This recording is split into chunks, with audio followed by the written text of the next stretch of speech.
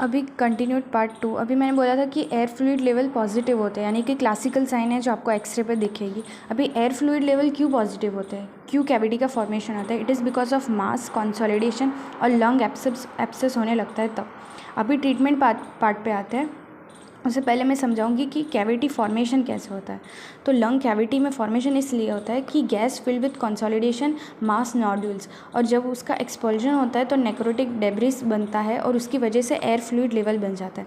यानी कि इसको समझ सकते हैं कि पहले बुल्ला जैसा कुछ है, फिर वो सिस्ट बनता है, ठीक है, फिर थिन वॉल कैविटी बनती है और फिर थिक वॉल कैविटी बनती है लास्ट में, ठीक है, और जो 4 mm तक रह सकती है और उससे भी ज़्यादा एक्सीड कर सकती है।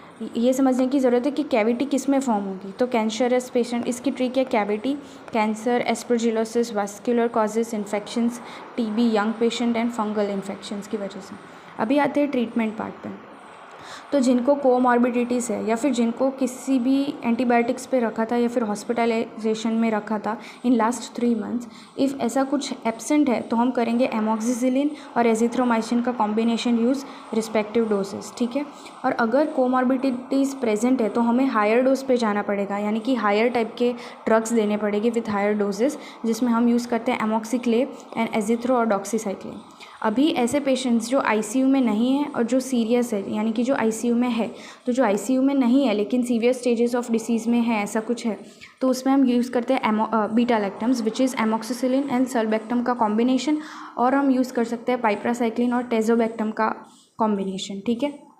अगर कोई पेशेंट आईसीयू में है तो हमें ये तो यूज़ करना ही है, यानी कि बीटा लैक्टम तो यूज़ करना ही है, प्लस हमें देना है लिवोफ्लॉक्सिसिन।